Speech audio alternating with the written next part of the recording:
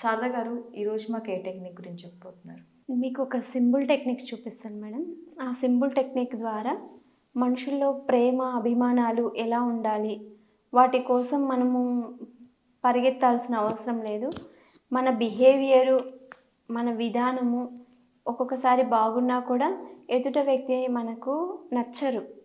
లేకపోతే మనం నచ్చితే వాళ్ళు నచ్చరు, వాళ్ళు నచ్చితే మనం నచ్చరు. ఎందుకంటే ఒక కుటుంబంలో తల్లి చూస్తే తండ్రికి సరిపోదు, తండ్రి చూస్తే పిల్లలకు సరిపోదు, ఫైర్ అవుతూ ఉంటారు.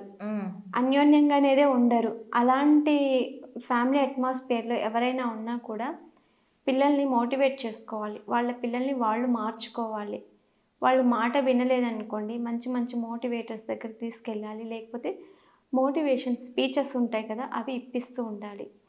ఇలా మాట వినని పిల్లల కోసము భగవద్గీతని రోజు ఒక అధ్యయనం చదివి నాకు చెప్పమని చెప్పాలి.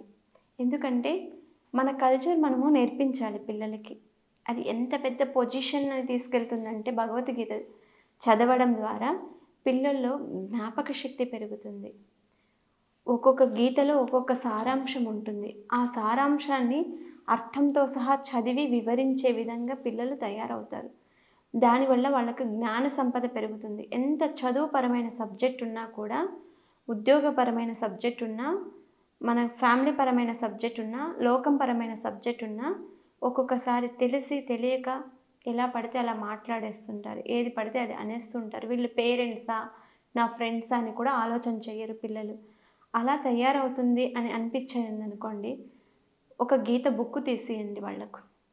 ఒక 100-150 రూపీస్ ఇస్తే భగవద్గీత బుక్ దొరుకుతుంది.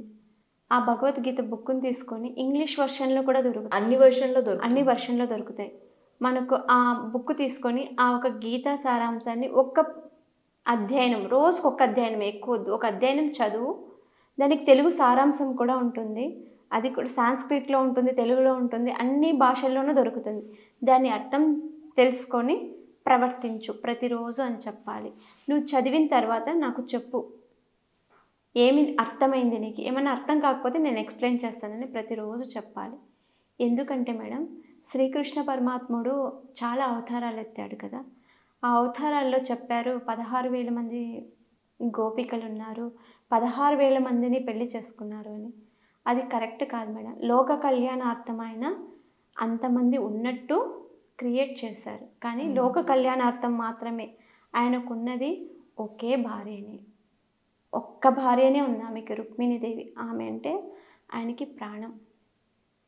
16,000 మంది గోపికలు చీరలు ఎత్తుకెళ్ళి చెట్టు మీద పెట్టుకున్నాడు, దొంగ కృష్ణుడు, వెన్న తింటాడు అని అంటారు. ఆయన నిజంగా దొంగ అయితే ఇంతమంది ఎందుకు మేడం భగవంతుని చేతులు పెట్టి ప్రార్థిస్తాడు? శ్రీకృష్ణ పరమాత్ముడు అని ఎందుకు దండం పెడతాడు? ఆ చిలిపి పనులన్నీ చేసింది శ్రీకృష్ణుడు లోక కళ్యాణార్థం మాత్రమే చేశాడు. ఇప్పుడు మన ఇంట్లో పిల్లలు పుట్టారు మనకి అంటే మనకి ఏం ఉద్ధరించడానికి వాళ్ళు వచ్చారు, లేకపోతే మనం వాళ్ళకి ఏ రూపంలో రుణపడి ఉన్నాము కాబట్టి మన ఇంటికి వచ్చారు. వచ్చినప్పుడు మనం కూడా వాళ్ళని చాలా జాగ్రత్తగా చూసుకోవాలి.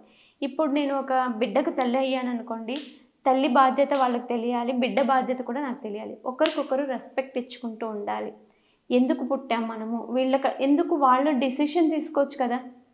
వాళ్ళు భగవంతుడు మన కడుపులో పుట్టాలని వాళ్ళకి జన్మ రాసుంటారు కాబట్టి మన ఇంట్లో పిల్లలుగా వస్తారు. ఏవైనా అప్పులు ఏవైనా చేసామో ఏదైనా జన్మలో తెలియకంటే అది కుక్కల రూపంలో, పిల్లల రూపంలో కూడా మన ఇంటికి వచ్చి మనతో సావాసం చేస్తాయి. ఆ రుణానుబంధం అనేది మనం ఎవరెవరికి రుణపడి ఉంటామో ఆ రుణానుబంధం అనేది తీర్చుకునేదాకా మనతో అవి సావాసం చేస్తాయి. వాటికి మనకి రుణానుబంధం తీరిపోయిందనుకో అది ఏదో ఒక రూపంలో వెళ్ళిపోతుంది. అది పిల్లలైనా, భర్త అయినా, మనమైనా, ఏదైనా సరే రుణానుబంధాన్ని మనము జీవిస్తూ ఉంటాం. కాబట్టి ప్రతి పిల్లలు జ్ఞానం లేకోకుండా చాలా విపరీతంగా ఇబ్బంది పడుతున్నారు. అంటే చేయకూడని పనులు చేస్తున్నారు, మాట్లాడకూడని మాట్లాడుతున్నారు, చూడకూడనివి చూస్తున్నారు. ఫస్ట్ ఏం చేయాలో అది మర్చిపోతున్నారు. భగవంతుడు ఏమన్నారు మేడం? 3 పూట్ల మంచి శుచి శుభ్రంతో ఉన్నటువంటి ఆహారాన్ని తీసుకోండి, 2 పూట్ల స్నానం చేయండి, మంచి వినండి, మంచి మాట్లాడండి, మంచి చేయండి అని అంటున్నారు. నవ్వేడేస్ ఏం చేస్తున్నారు మేడం పిల్లలు? చాలా వరకు కూడా మనం చూస్తున్నాం. హైదరాబాద్ సిటీలోనే రీసెంట్గా చూస్తున్నాం. ఆడపిల్లలు కాలేజీలకు వెళ్తున్నామని చెప్పి కాలేజీలకు వెళ్ళకోకుండా సైడ్ దారిలో వెళ్తున్నారు, హాస్టల్కి వెళ్తున్నామని చెప్పి బయట తిరుగుతున్నారు, చెప్పా చేయకోకుండా పేరెంట్స్ని మోసం చేస్తున్నారు. పేరెంట్స్ ఎంత కష్టపడతారు మేడం పిల్లల్ని చదివించడం కోసం. కానీ ఇది ₹1 ఖర్చు పెట్టాలన్నా కూడా పేరెంట్స్ 100 సార్లు ఆలోచన చేస్తున్నారు. వాళ్ళు ఎంతో సాక్రిఫైస్ చేసుకొని పిల్లలకి ఇష్టమైనవి తీసిస్తున్నారు. నాన్న డబ్బు పంపించని ఒక ఫోన్ చేయగానే అయ్యో నా కొడుకు తిన్నాడో తినలేదు అని చెప్పి డబ్బులు పంపిస్తున్నారు. వీళ్ళు ఆ డబ్బు తీసుకొని లగ్జరీకి అలవాటు పడిపోతున్నారు. అందరి గురించి చెప్పట్లేదు మేడం. వాళ్ళలో బంగారు తల్లులు బంగారు తండ్రులు కూడా ఉన్నారు. కానీ కొంతమంది బాధ్యత లేకోకుండా ప్రవర్తిస్తున్నారు చూడండి. అలాంటి పిల్లలు కూడా మారాలి అంటే ఈ సింపుల్ టెక్నిక్ జస్ట్ సింపుల్గా చేసుకోవాలి. ప్రేమతో ఏ పని చేసినా కూడా అది సక్సెస్ అవుతుంది మేడం. కుచేలుడు అటుకుల్ని తీసుకెళ్ళాడంట. శ్రీకృష్ణుని ఫ్రెండ్ కదా కుచేలుడు. ఎంతో ప్రేమతో ఆయన శ్రీకృష్ణ పరమాత్ముడు 24 ప్యాలెస్లని కలిగి ఉన్నాడంట. ఆయన రాజభోగాలు అనుభవిస్తున్న శ్రీకృష్ణ పరమాత్ముడు కుచేలుడు ఒక పంచి కట్టుకోవాలంటే ఆయన పంచి కూడా ఒకటి కరెక్ట్గా ఉండదు. 100 చీలుకలు ఉంటాయంట. ఆయన అనుకుంటాడు నేను ఇంత చినిగిపోయిన బట్టలతో శ్రీకృష్ణుని దగ్గరికి వెళ్తే నన్ను ఆదరిస్తాడా అని బాధపడుతుంటే వాళ్ళ భార్య చెప్తుందంట, నీ ఫ్రెండే కదా, నీ ఫ్రెండ్ నిన్ను చూస్తాడు కానీ నువ్వు వేసుకున్న బ్రాండ్ని చూస్తాడా? చూడడు కదా. బ్రాండ్ని చూస్తే ఆయన మిమ్మల్ని చూడడు కదా. మీరు వెళ్ళండి, మనకు జరగట్లేదు కదా, మన అవసరం ఉంది కదా, ఏదో శ్రీకృష్ణ పరమాత్మని దగ్గర చేతులు చాచండి, ఏదో ఒక సహాయం చేస్తారు కదా అని వాళ్ళ భార్య తినటానికి కూడా స్థితి లేనప్పుడు పంపించింది. ఆయన భయంతో చినిగిపోయిన గుడ్డలో కొన్ని అటుకులు బెల్లం తీసుకొని శ్రీకృష్ణ పరమాత్మని దగ్గరికి వెళ్తే శ్రీకృష్ణుడు చూసి ఆనందంతో అతుక్కొని ఆ రుక్మిణీదేవి వచ్చిన అతిథి దేవో భవ అని కూర్చోపెట్టి చామరలతోటి కుచేలునికి ఇసురుతూ ఉందంట. అంటే రుక్మిణీదేవి ఎంత మహిమాన్వితురాలు, ఎంత అందకత్తి, ఎంత ఆస్తిపరురాలు. ఆమె రాజ్యానికి శ్రీకృష్ణ పరమాత్మనికి భార్య. ఆమెనే కూర్చోబెట్టి కుచేలులో ఉన్న మంచితనం చూస్తుంది ఆమె. అవి అటుకులు తిని చాలా బాగున్నాయని చెప్పి ప్రశంసలు ఇస్తే, నువ్వు ఊరికే అంటున్నావు కృష్ణ, నీ స్థాయి ఎంత, నా అటుకులు ఎంత అంటే నువ్వు స్థాయిని చూస్తున్నావు, నా మనసును చూడట్లేదు. నువ్వు మనస్ఫూర్తిగా నీళ్ళు ఇచ్చినా నేను తాగుతాను. భక్తి అనేది గొప్ప పేద, చిన్నోడు పెద్దోడు అని ఏ తారతమ్యతలు చూడవు. నువ్వు నీ మనసునే నైవేద్యంగా పెట్టావు. నాకు అది చాలా సంతోషం అనిపించింది. చెప్పు వచ్చిన పని ఏంటో అని చెప్పి ఆయనకి కోరికలు అడగటానికి మనసు రావట్లేదు. కానీ శ్రీకృష్ణ పరమాత్ముడు ఆయన మనసుని అర్థం చేసుకున్నాడు.